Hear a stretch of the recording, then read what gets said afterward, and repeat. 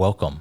In this episode, we will unbox and then tear down a PNY RTX 4090 NVIDIA GeForce GPU. We will disassemble the cooler shroud, take off the metal backplate, clean the card, and reveal the PCB for a closer look.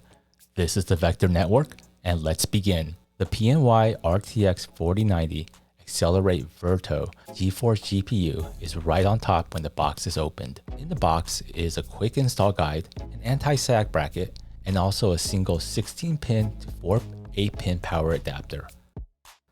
Now that the card is unboxed and we had a look, let's start with the teardown.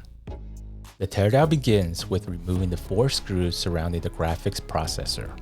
These are unscrewed in a crisscross pattern to relieve tension as evenly as possible prior to fully taking out each of the screws. After that, there are 10 remaining Phillips head screws to remove.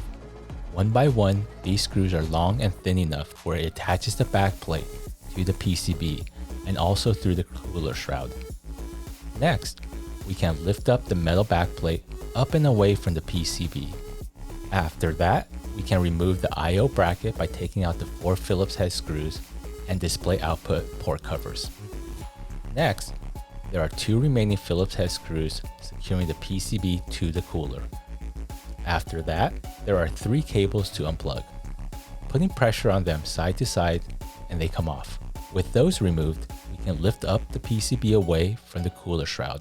Now the PCB is ready to be cleaned. I typically use Noctua wipes in connection with isopropyl alcohol and Q-tips. Next, here's the PCB without its stock cooler shroud. The XLR8 Verto RTX 4090 has a reference PCB design and is manufactured by PNY.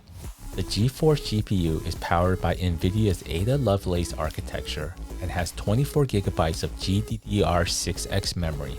The 8102 graphics processor is built on third-party manufacturers TSMC's custom 4nm process, and the RTX 4090 uses the 8102-300-A1 variant, which has streaming multiprocessors, 3rd generation ray tracing cores, and 4th generation tensor cores. This RTX 4090 model has 24 GB of GDDR6X video random access memory, VRAM, using a 384-bit memory connection interface.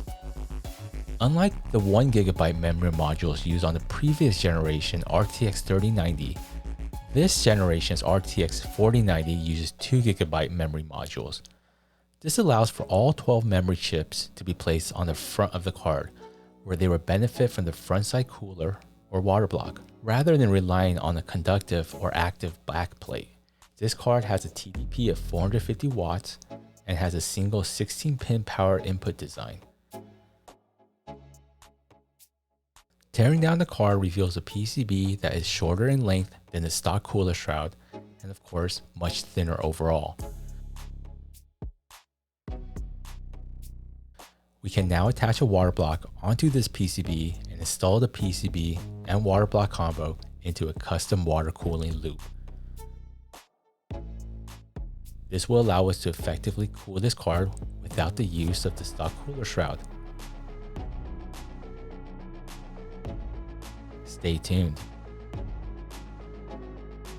Like the video by clicking the like button. If this is your first time here, go ahead and subscribe to the channel. This is the Vector Network. Please click on the bell for a notification when the next episode airs. Click on the links here for more videos, including one dedicated to the studio that produces this content. Thank you, and I'll see you at the next episode.